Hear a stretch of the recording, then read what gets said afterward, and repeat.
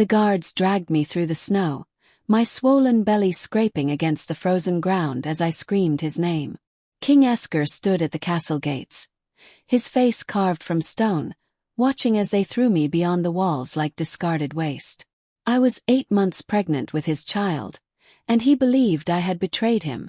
He was wrong, and that mistake would cost him everything. If you want to hear how a banished queen reclaimed everything that was stolen from her, stay until the very end of this story. You won't believe what happens next. And tell me the city you're watching from so that I can send you a hug, because you're about to go on a journey that will leave you breathless. My name is Heir, and I was once the most beloved queen in all of Denmark. The people called me Heir the Golden, not for my hair, but for the way I turned everything I touched into prosperity. Orphanages where there had been abandoned children. Hospitals where there had been plague houses. Schools where there had been ignorance. I gave King Asger more than just my love. I gave him a kingdom that thrived. But that morning, everything shattered like ice beneath a hammer.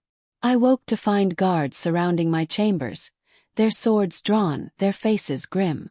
My lady-in-waiting, Helga, was already in chains, tears streaming down her weathered face. And standing in my doorway was Asger, my husband, the man I had loved since I was 16 years old, looking at me as though I were a stranger he despised. "Asger," I whispered, pulling the furs around my body, my hand instinctively moving to protect the swell of my stomach. "What is this? Do not speak to me, traitor." His voice was ice and venom. "Do not let my name pass your lying lips." I tried to stand, but the weight of my pregnancy made me clumsy. I stumbled, catching myself on the bedpost. "Traitor. I don't understand. What are you talking about?" He threw something at my feet. "Papers. Letters." I bent awkwardly to retrieve them, my hands shaking as I unfolded the parchment. They were love letters, passionate and explicit, written in a hand that looked remarkably like mine. Letters addressed to Einar, the Duke of Jutland, a man I barely knew beyond formal court functions. Letters describing intimate encounters, secret meetings, plans to overthrow Asger and place Einar on the throne. "These are not mine," I breathed, horror spreading through my chest like poison. "Asger, I have never written such things. I have never betrayed you. I have never even spoken privately with Duke Einar. These are forgeries. Your seal is on them." He pointed to the red wax at the bottom of each letter, bearing the unmistakable imprint of my personal signet ring. "Your handwriting. Your signature. Do you think me a fool? Someone has forged them." I clutched the letters, my voice rising in desperation. "Someone wants you to believe I have betrayed you, but I swear on the life of our child, I have not." His eyes flickered to my belly, and for a moment, just a heartbeat, I saw doubt cross his face. But then it hardened again, harder than before. "That child you carry may not even be mine." The words struck me like a physical blow. I felt my knees buckle, and this time I did fall, collapsing onto the cold stone floor. "How can you say that? How can you even think it?" "Because I have been shown proof, Heir. Proof of your meetings with Einar. Witnesses who saw you slipping away from the castle on those nights I was away at the northern borders. Servants who heard you speaking his name in your sleep. Lies." I was sobbing now, my whole body shaking. "All lies. Who told you these things? Who brought you these letters?" But he would not answer. He simply turned to the guards. "Remove her from my kingdom. Take her beyond the borders. If she ever returns, she is to be executed on sight." "Asger, please." I reached for him, crawling across the floor, my pride abandoned in the face of this nightmare. "Please listen to me. I am your wife. I am carrying your child. Your heir. That bastard is no heir of mine." He spoke without looking at me. "Take her. Now." And that was how I found myself being dragged through the snow, 8 months pregnant, cast out of the only home I had known since childhood, banished by the man I loved more than life itself.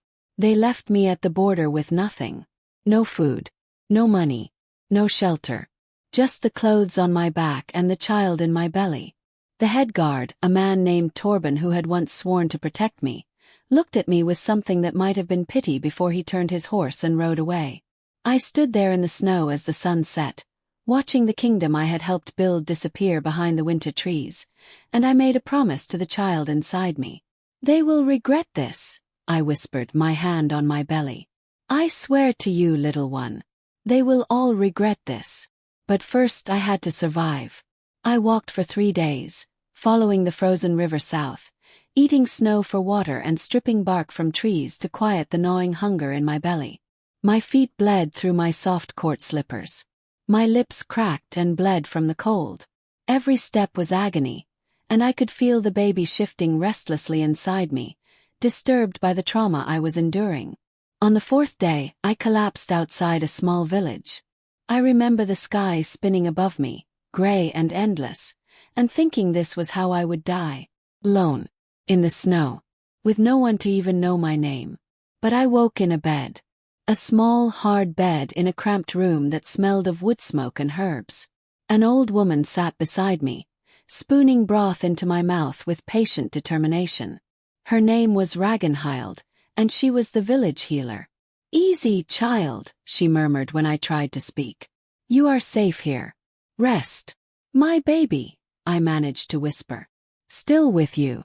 Strong heartbeat. "But you were very close to losing both your lives."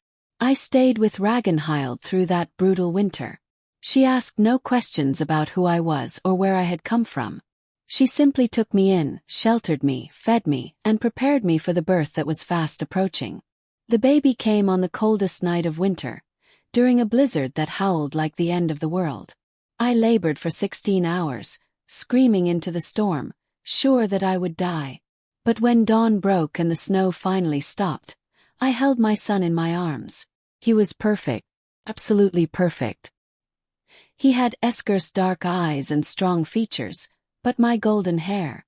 And when he looked at me, I saw something ancient and powerful in his gaze, something that told me this child was destined for greatness. "What will you name him?" Ragnhild asked, washing the blood from her hands. I looked down at my son, at this tiny perfect being who was the rightful heir to a throne he would never claim, and I made a decision. "Kjeld," I said. "His name is Kjeld."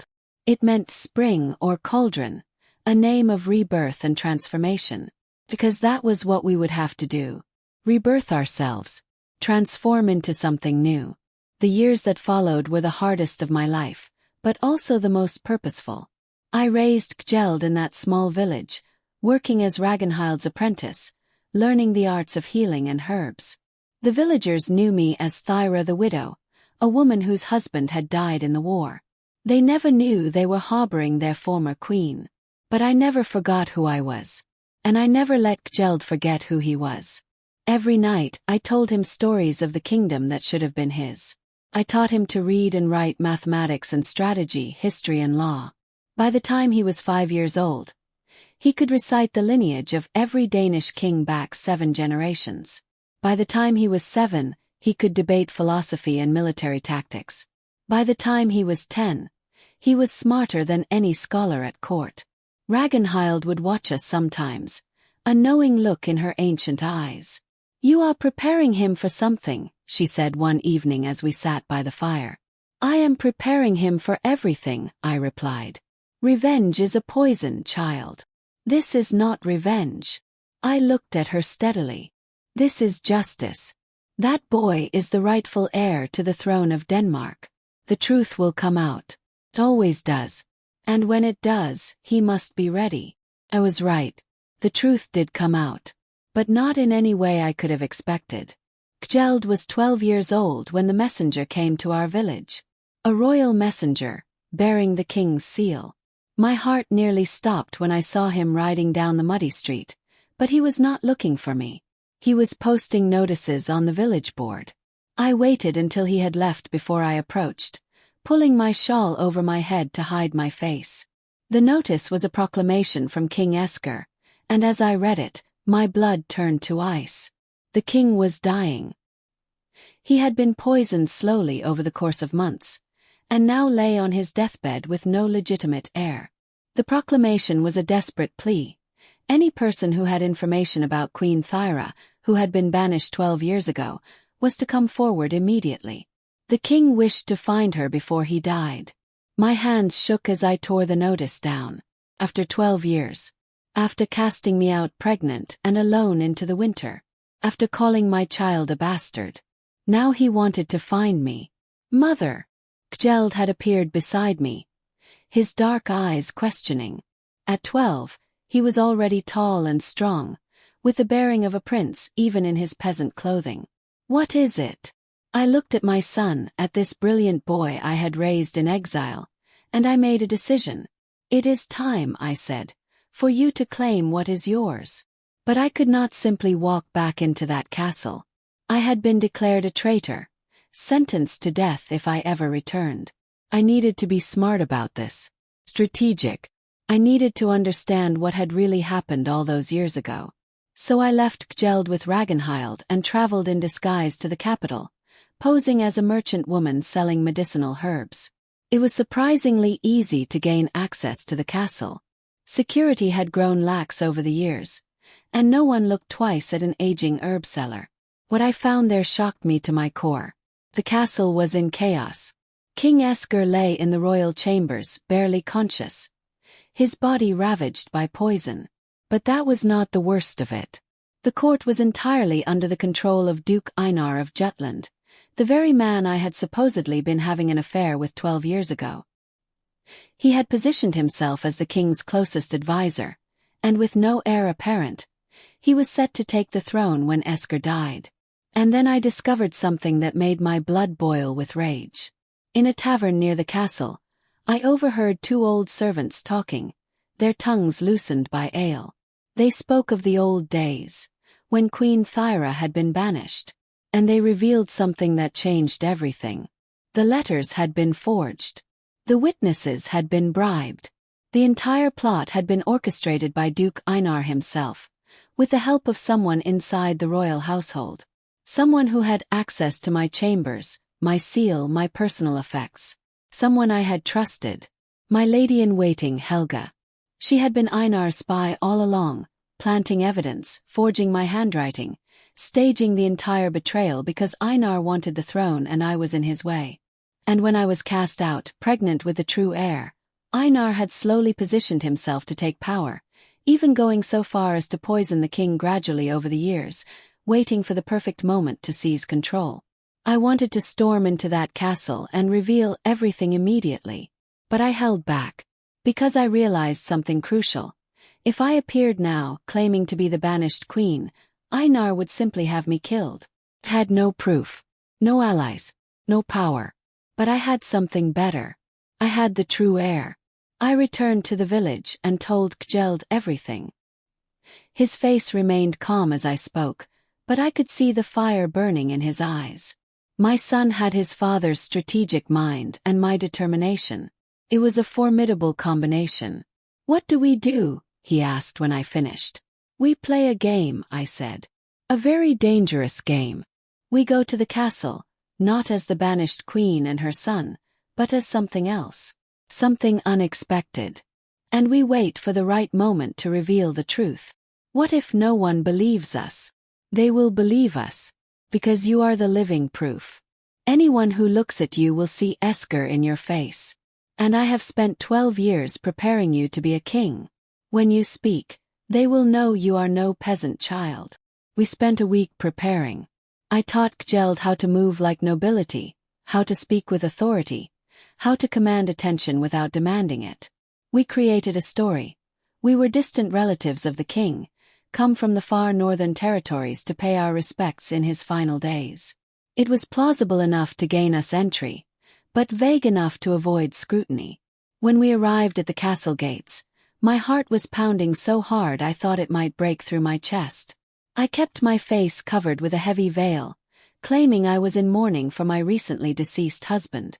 Kjeld stood beside me, tall and proud, every inch a prince. The guards barely glanced at us before waving us through.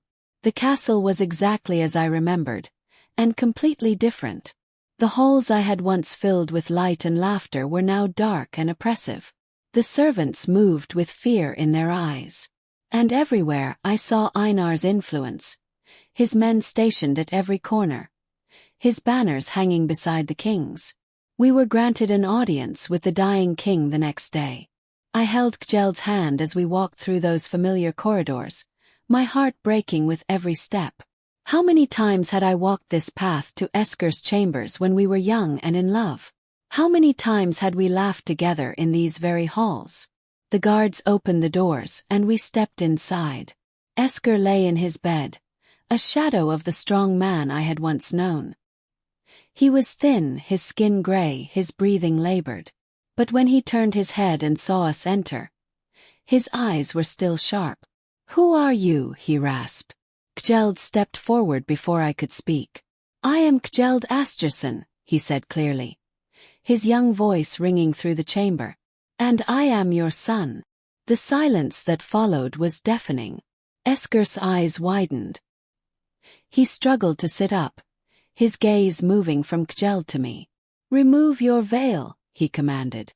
My hands shook as I lifted the fabric from my face, and I watched as recognition, disbelief, joy, and agony flashed across my husband's face in rapid succession. "Thyra," he breathed. "Dear God, Thyra." "Hello, Asger." My voice was steady, though tears were streaming down my face. "I have come home." Before we could say anything more, the doors burst open. Duke Einar strode in, flanked by guards, his face twisted with rage. "What is the meaning of this? Who authorized these people to see the king?" "I am Queen Thyra," I said, turning to face him. "And this is Prince Kjeld, the rightful heir to the throne of Denmark. The heir you tried to erase when you orchestrated my banishment 12 years ago." Einar's face went white, then red. "You have no proof of these accusations. You were banished as a traitor. Guards, arrest this woman immediately." But something unexpected happened. Torben, the head guard who had escorted me from the kingdom all those years ago, stepped forward. "Wait," he said, his voice heavy. "Let her speak." Einar whirled on him. "You dare defy me?" "I dare question you," Torben replied, his hand moving to his sword. "Because I have spent 12 years regretting what I did that day. I knew Queen Thyra. I served her for 10 years before her banishment. And I never believed she was a traitor." "Thank you, Torben." I met his eyes and I saw the apology there, the guilt he had carried. "What I am about to say will sound impossible, but I can prove every word." And then I told them everything. The forged letters, the bribed witnesses, Helga's betrayal, Einar's gradual poisoning of the king. I spoke for an hour, laying out the entire conspiracy with the precision of a lawyer presenting a case. Einar laughed when I finished. "This is absurd. You expect anyone to believe the desperate lies of a banished traitor? You have no proof of any of this." "But I do."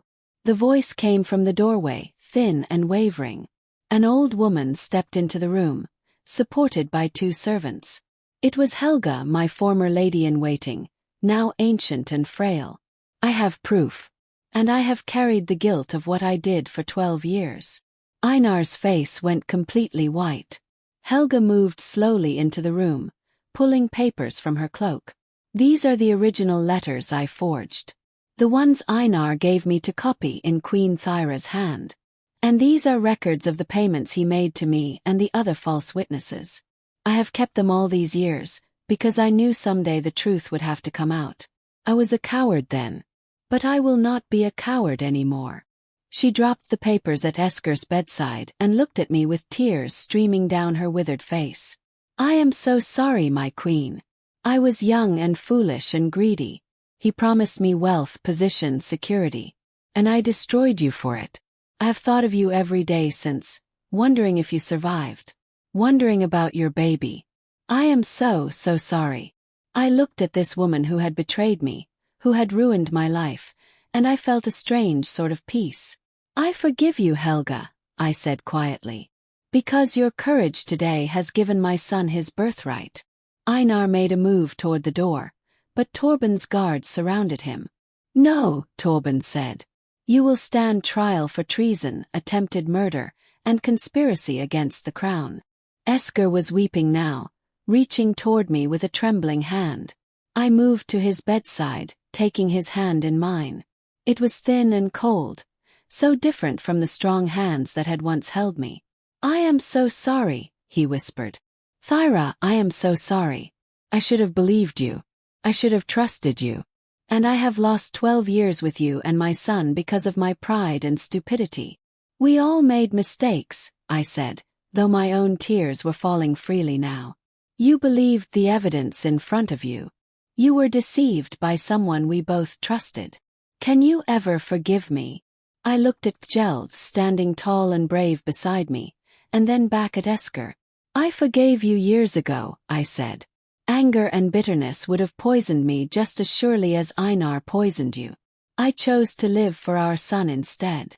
Asger turned his gaze to Kjeld, and I saw wonder fill his dying eyes. "My son. You are truly my son." "Yes, father." Kjeld knelt beside the bed, taking Asger's other hand. "And I am ready to be the king you raised me to be, even though you did not know you were raising me." Over the next 3 days, as Asger lay dying, we spent every possible moment together. He and I talked about the years we had lost. I told him about Kjeld's childhood, about the small village where we had lived, about Ragnhild who had saved us. He told me about the regrets that had haunted him, about the nightmares where he saw me dying in the snow, about the search parties he had sent out that first year, trying to find me even though he had banished me. And we talked to Kjeld. Asger taught him everything he could about ruling, about the kingdom, about the responsibilities that would soon be his. Kjeld absorbed it all like he had been born for this, which of course he had been. On the 4th day, Asger called for his council. With his last strength, he made an official proclamation. Kjeld was his legitimate son and rightful heir. Thyra was declared innocent of all charges, her titles and honors restored. And Einar was stripped of everything and condemned to death for high treason. That night, with Kjeld and me at his bedside, King Asger took his last breath. He died with my hand in his, looking at the son he had denied for so long, and I believe he died at peace. The coronation of King Kjeld took place 1 month later. At 13 years old, he was the youngest king in Danish history. But when he stood before the assembled nobles, wearing his father's crown, speaking with wisdom and authority about his vision for the kingdom, no one doubted his right to rule. I stood beside him as Queen Mother, not Queen Regent, because I did not need to rule for him. I had spent 13 years preparing him to rule for himself. The years that followed were transformative. Kjeld proved to be everything I had hoped and more. He was just compassionate, wise beyond his years, and strong when strength was needed. Under his rule, Denmark flourished as it never had before. The people called him Kjeld the Wise, and they blessed the day he had returned to claim his throne. As for me, I found a strange sort of peace. The bitterness I had feared would consume me never materialized. Instead, I felt gratitude for the journey I had taken.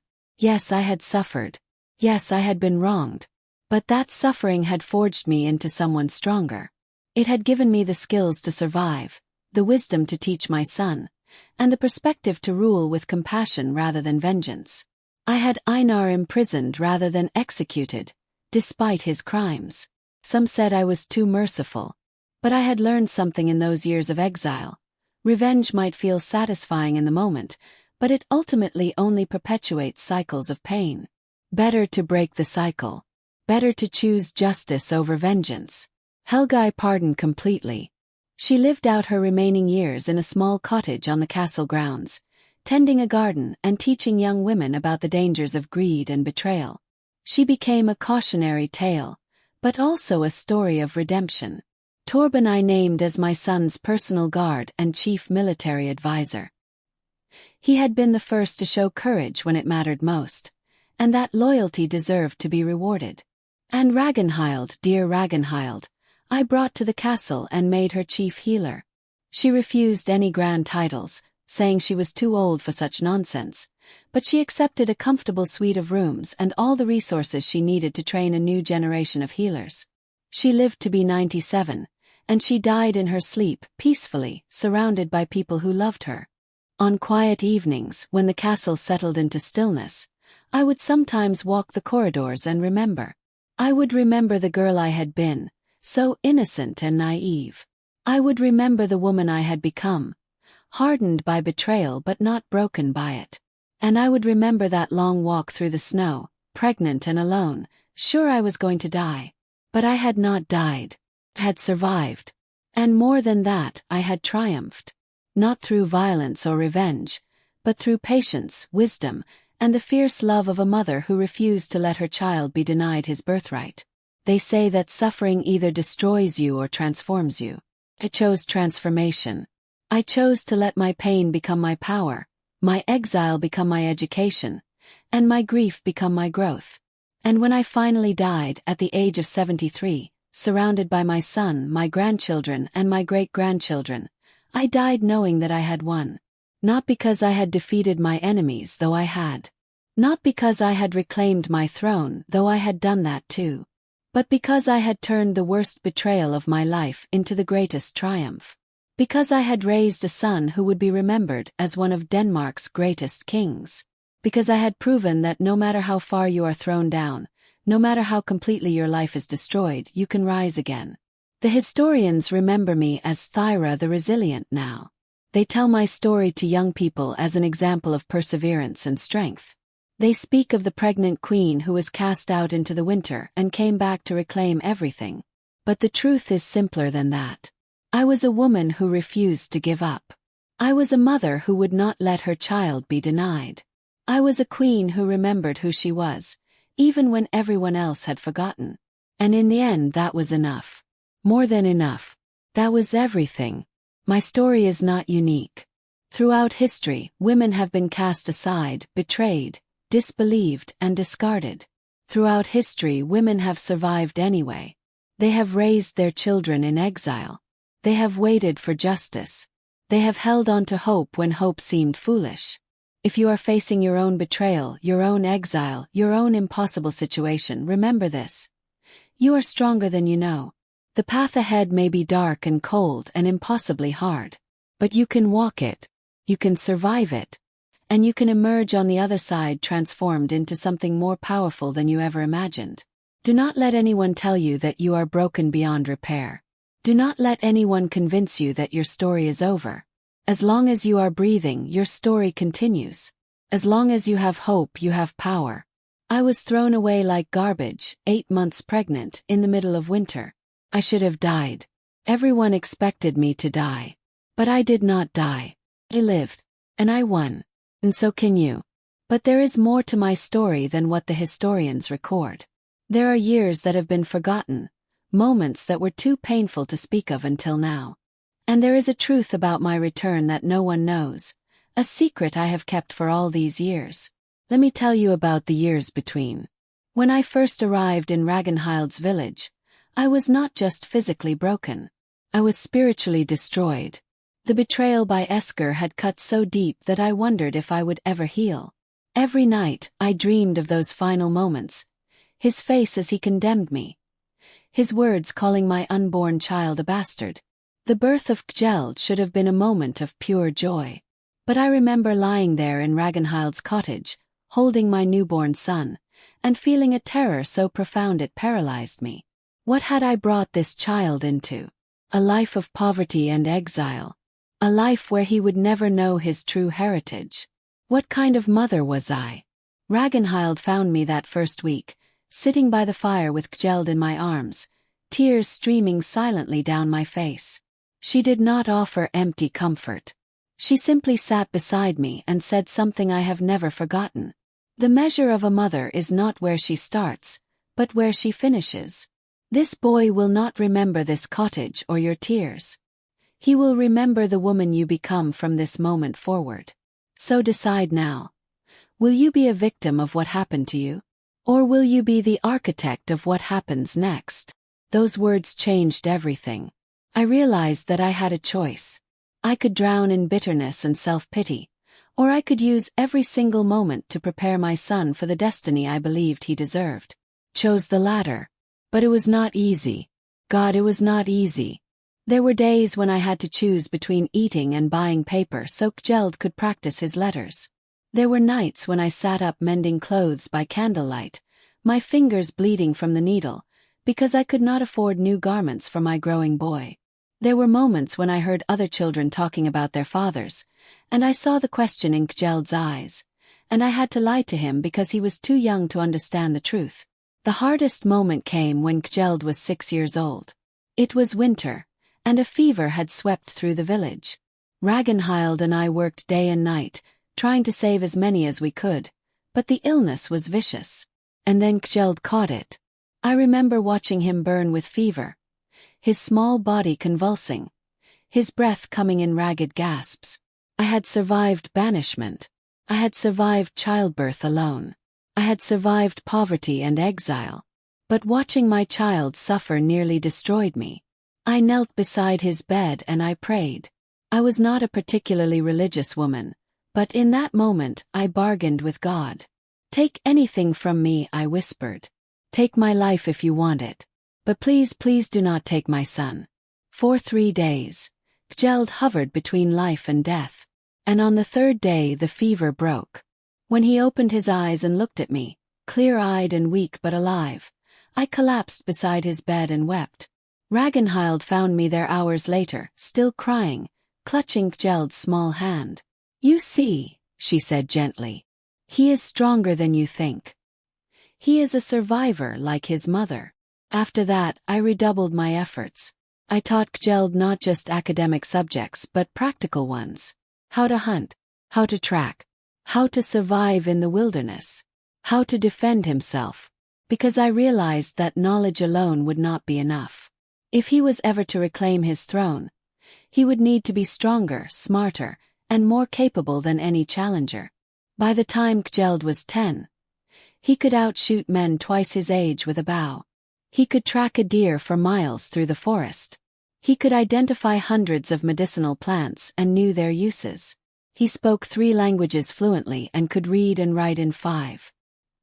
He had memorized the complete history and genealogy of the Danish royal line. And he had developed a strategic mind that could think 3 moves ahead in any situation. But more importantly, he had developed character. I had seen what power without character could do. I had seen Einar, willing to destroy innocent lives for his ambition. I had seen Asger, so proud that he could not see the truth even when it was in front of him. I was determined that Kjeld would be different. So I taught him compassion. When the poor came to Ragnhild for healing and could not pay, I had Kjeld help them anyway. When travelers passed through the village, I had Kjeld offer them food and shelter. When conflicts arose between villagers, I had Kjeld help mediate, teaching him to see all sides of a situation before making judgment. A king, I told him again and again, is not measured by his power, but by how he uses it for those who have no power at all. There was one incident that I think defined who Kjeld would become. He was 11 years old, and a wealthy merchant passed through our village.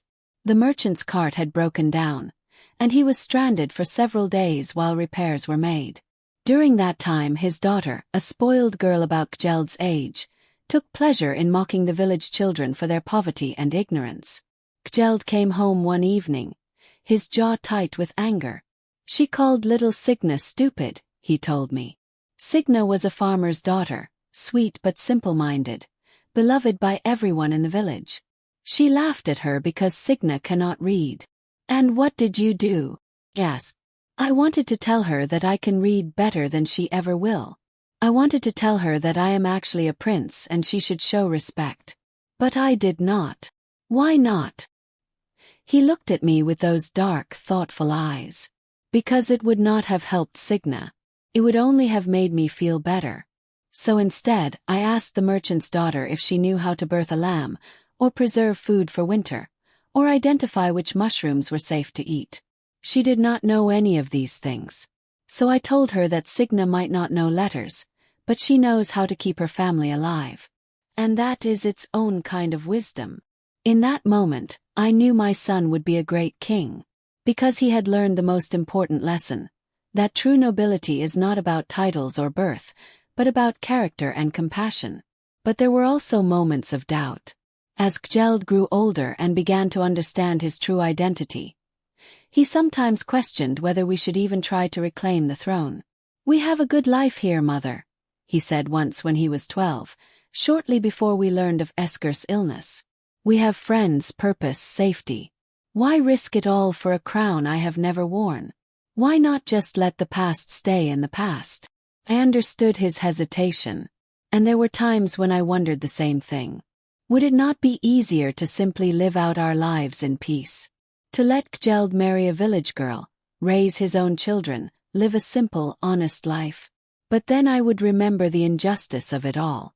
Not just the injustice done to me, but the injustice done to the kingdom. Because Einar on the throne would be a disaster. He was cruel, ambitious, and cared nothing for the people. Under his rule, Denmark would suffer. "It is not about the crown," I told Kjeld. "It is about responsibility. You are the rightful heir. You have been educated and prepared for this role.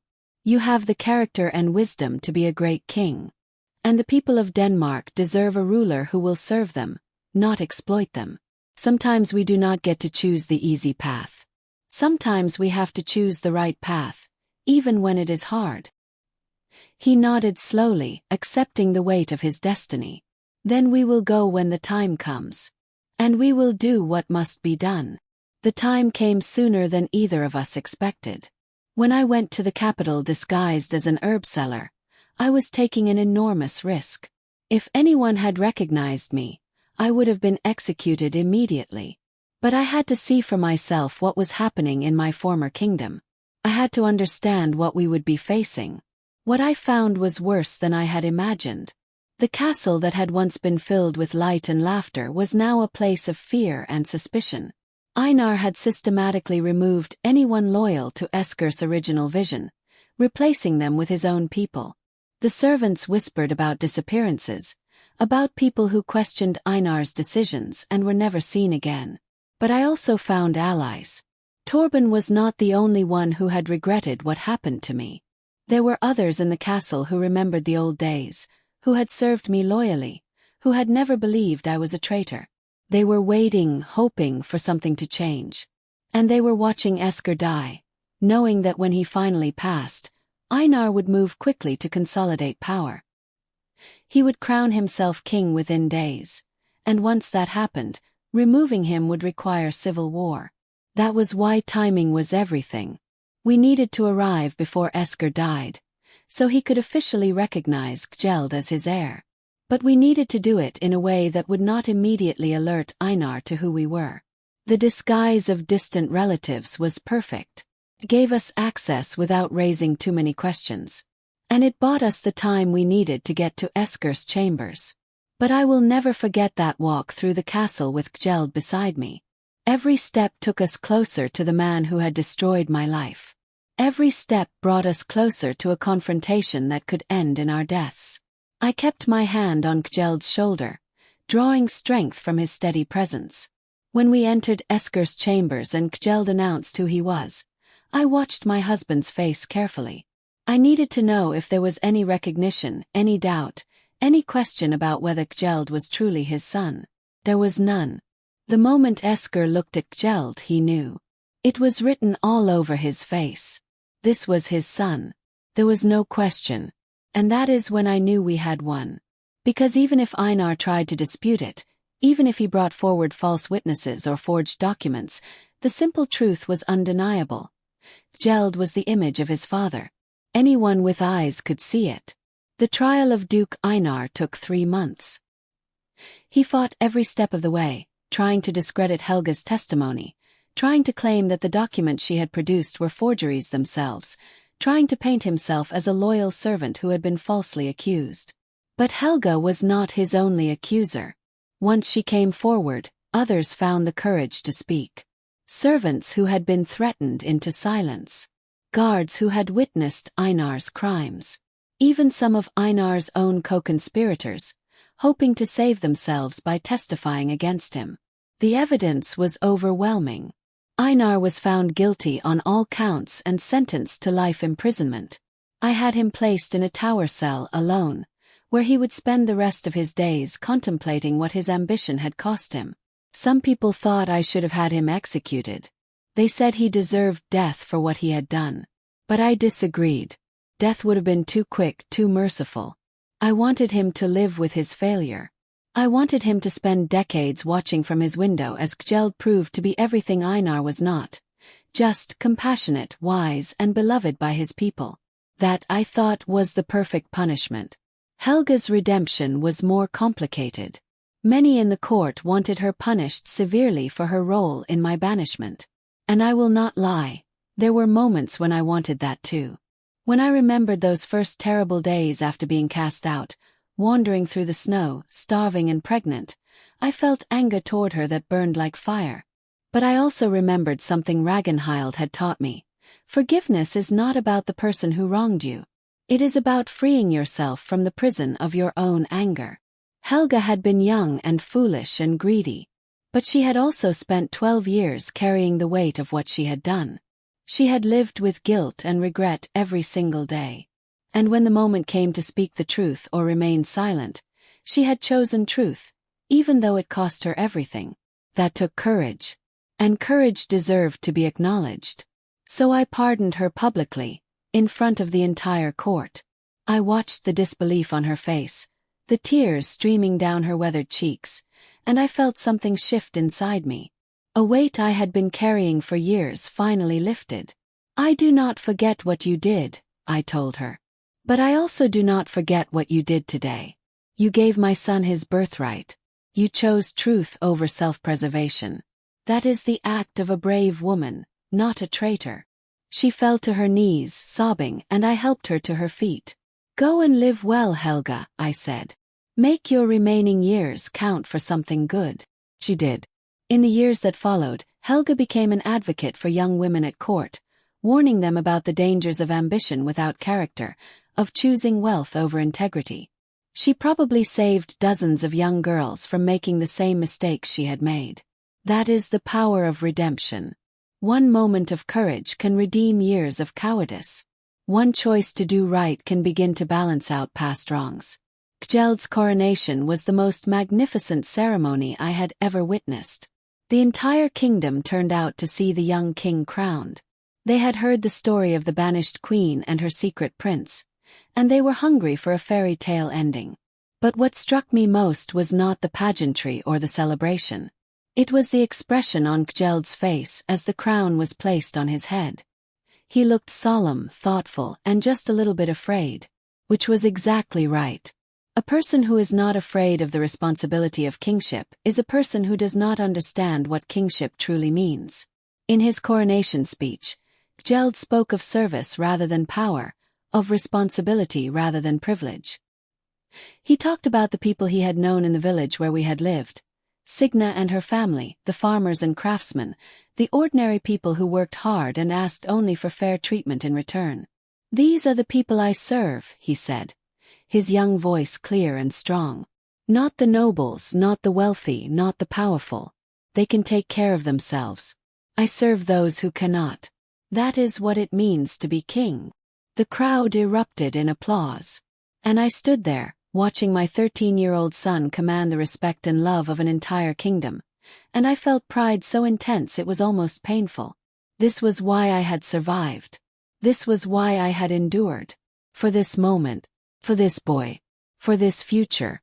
The years of Kjeld's reign were not easy. Being a young king made him a target for ambitious nobles who thought they could manipulate him. There were coup attempts, assassination plots, and constant political maneuvering. But Kjeld had been well trained. He navigated the treacherous waters of court politics with a wisdom that belied his age. When nobles tried to manipulate him, he saw through their schemes. When conspiracies formed against him, he uncovered them before they could bear fruit. When wars threatened, he found ways to negotiate peace without appearing weak. And he never forgot where he came from. Every year on his birthday, Kjeld would travel back to Ragnhild's village and spend a week living as a common person, working in the fields, eating simple food, remembering what it meant to struggle. He said it kept him grounded, reminded him why he was king. I resumed my place at court as Queen Mother, but I was careful never to overshadow my son. This was his time, his reign, his chance to prove himself. I advised him when he asked for advice, supported him when he needed support, but otherwise stayed out of his way. It was harder than I expected.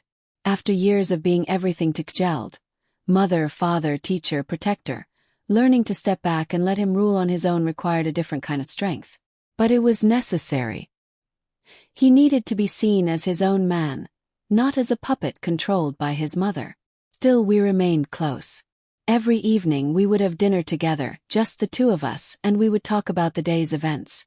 These conversations were sacred to both of us, a reminder of those years when we only had each other. "Do you ever regret it?" Kjeld asked me one evening years after his coronation. He was 18 by then, fully grown, confident in his role. The years of exile. What we lost. I considered the question carefully. "I regret what was done to us," I said finally. "I regret the injustice, the betrayal, the suffering. But I do not regret what we became because of it. That exile made you the man you are today. It taught us both lessons we could not have learned any other way. So no, I do not regret the journey, even though it was painful. I sometimes wonder what kind of king I would have been if I had grown up here in the castle," he mused. "Spoiled, probably. Entitled. Out of touch with what ordinary people experience." "Probably," I agreed with a smile. "The silver lining of tragedy is that it builds character. You had character forced upon you. Most princes never get that gift." "Some gift," he said wryly. But he was smiling too. As I grew older, I found myself reflecting more and more on the path my life had taken. I had been a queen, then an exile, then a peasant, then a queen again. I had experienced the highest heights and the lowest lows. I had been betrayed by those I trusted and saved by those I barely knew. And through it all I had survived. Not just survived, I had triumphed. But the triumph was not in reclaiming my throne or seeing my son crowned. The triumph was internal. It was in discovering that I was stronger than I had ever imagined. It was in learning that I could endure unimaginable hardship and come out the other side not broken, but transformed. I had learned that identity is not something given to you by others. Not by a title or a marriage or a position. Identity is something you build within yourself through your choices, your actions, your responses to what life throws at you. I had been Queen Thyra, beloved and powerful. Then I had been no one, a nameless exile dying in the snow. But I had rebuilt myself. I had chosen who I would become. And that choice, that act of self-creation, was more powerful than any crown. There came a day many years after Kjeld's coronation, when I went back to the place where I had been cast out. It was summer this time, not winter. The border was marked by a stone cairn now, and beyond it, the forest was green and beautiful. I stood at that spot and I remembered. I remembered the snow, the cold, the despair. I remembered thinking I was going to die. I remembered the moment I decided I would not die, that I would survive, that I would make them all regret what they had done. And standing there in the summer sunshine, I realized something profound. I had kept that promise. Not through revenge, but through resurrection. I had died that day in a very real way. The woman I had been, naive, trusting, dependent on her husband's love and approval, that woman had frozen to death in the snow. But a new woman had been born. A woman who was independent, resourceful, unbreakable. A woman who knew her own worth regardless of what others thought of her. A woman who could survive anything because she had already survived the worst. That was the woman who stood at the border now. That was the woman I had become. I knelt down and placed my hand on the cold ground, feeling the earth beneath my palm. "Thank you," I whispered. "Thank you for breaking me because being broken and reformed made me strong. Thank you for casting me out because exile taught me who I really was. Thank you for the hardship because hardship revealed my power. I had once thought that suffering was something to be avoided at all costs, that pain was the enemy, that a good life was one without hardship. But I had learned differently. I had learned that suffering, when it does not destroy you, becomes the forge in which your true self is created. When I returned to the castle that day, Kjeld asked where I had been. I told him I had gone to pay my respects to the past. And what did you find there? He asked. Gratitude, I said. For everything that happened, even the terrible things. 'Cause they made me who I am. And I rather like who I am. He smiled at that. So do I, mother. So do I. My final years were peaceful. I watched Kjeld marry a wonderful woman named Astrid, the daughter of a minor noble who had a sharp mind and a kind heart. I watched them have children, my grandchildren, and I got to be the grandmother I had always dreamed of being. I taught my grandchildren the same lessons I had taught their father. About character and compassion, about service and sacrifice, about the importance of never forgetting where you came from or who you serve. And I told them my story. All of it. The glory and the betrayal, the exile and the return, the suffering and the triumph. I wanted them to know that life is not a straight path from happiness to happiness. Life is complex, difficult, often unfair. But it is also full of possibility for those who refuse to give up. Remember, I told my oldest granddaughter on her 10th birthday, you are never as weak as you think you are, and you are never as strong as you could be. The limits you perceive are usually just illusions. When you think you cannot take another step, you will find you can take 1,000 more. When you think you have reached the end of your strength, you will discover reserves you did not know existed. She looked at me with wide eyes. But how do you know when to keep fighting and when to give up? You never give up on what truly matters, I said. You may retreat, regroup, rethink your strategy. But you never surrender your hope, your integrity, or your belief that things can get better. Those are the things worth fighting for until your very last breath. I died at 73, which was a good long life by the standards of our time. I died in my own bed, in the castle I had helped build, surrounded by people who loved me. Kjeld held one hand, Astrid held the other, and my grandchildren were gathered around the bed. Tell me, I whispered to Kjeld, my voice weak but my mind still clear. Did I do well? Did I give you what you needed? Tears streamed down his face. Mother, you gave me everything. You gave me life twice, once when you bore me and once when you refused to let us die in that exile. You gave me wisdom, strength, character, and purpose. You gave me a kingdom, yes, but more importantly, you gave me the ability to rule it well. I am who I am because of you. Good, I said, feeling peace settle over me like a warm blanket. That is all I ever wanted. To know that I had not failed you. Failed me. He laughed through his tears. Mother, you are the strongest person I have ever known. You are my hero. You have always been my hero. I smiled at that. Me a hero. The girl who had been thrown away like garbage. The woman who had crawled through the snow, pregnant and alone. The exile who had lived in a tiny cottage, mending clothes until her fingers bled. But he was right. I was a hero. Not because I had done anything extraordinary, but because I had done ordinary things extraordinarily well. I had survived. I had endured. I had protected my child. I had built a future from nothing. And in the end, is that not what heroism really is? Not the grand gestures or the dramatic battles, but the quiet, persistent refusal to surrender to despair. My last words were to all of them, my son and his wife and my precious grandchildren. I looked at each face, memorizing them, loving them. Remember this, I said, my voice barely audible now. Life will knock you down. It will be cruel and unfair. You will be betrayed by people you trust. You will suffer losses that feel unbearable. But you are survivors. You come from a long line of survivors. And survivors do not give up. We get up, we brush ourselves off, and we keep going. 'Cause that is what strong people do. That is what our family does. And then, with those words still hanging in the air, I closed my eyes and let go. I had fought for so long. I had survived so much. And I had won. Not just the throne, not just the restoration of my name, but something far more important. I had won myself. I had discovered who I truly was, what I was capable of, what I could endure and still remain whole. That was my legacy. Not the throne I had reclaimed, but the example I had set. The example of a woman who refused to be broken by circumstances. A woman who turned exile into education, suffering into strength, betrayal into triumph. They buried me with full honors in the royal crypt, beside Asger. Some might have thought that inappropriate. Why would I want to be buried beside the man who had banished me? But I understood something that others did not. Asger and I had both been victims of Einar's conspiracy. We had both suffered. We had both made mistakes. And in the end, we had both found redemption. Besides, Kjeld was our shared legacy. Our son.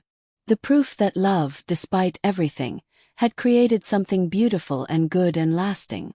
The inscription on my tomb reads, Thyra the Resilient, Queen, Exile, Mother and Survivor. She was cast down but rose again. She was broken but made herself whole. She lost everything but built it all back. She is proof that the end of one story is simply the beginning of another. And that, I think, captures the truth of my life better than any recitation of dates and achievements could. I was not defined by what was done to me. I was defined by what I did in response. I did not let betrayal make me bitter, though I had every reason to become bitter. I did not let suffering destroy me, though it very nearly did. I did not let exile silence me, though they had cast me out into the voiceless wilderness. Instead, I used every hardship as a teacher. I extracted wisdom from pain. I built strength from suffering. I created triumph from tragedy. And in doing so, I proved something essential. That we are not victims of our circumstances unless we choose to be. That we always have agency, even when it seems we have none. That the human spirit, when it refuses to break, is the most powerful force in the world. My story is not unique. Countless women throughout history have been betrayed, cast aside, disbelieved and discarded. Countless women have survived anyway. Have raised children in impossible circumstances. Have rebuilt lives from ashes. Have found strength they did not know they possessed. I am simply one woman who refused to disappear. One woman who chose survival over surrender. One woman who decided that her story would not end with betrayal, but would continue through perseverance to triumph.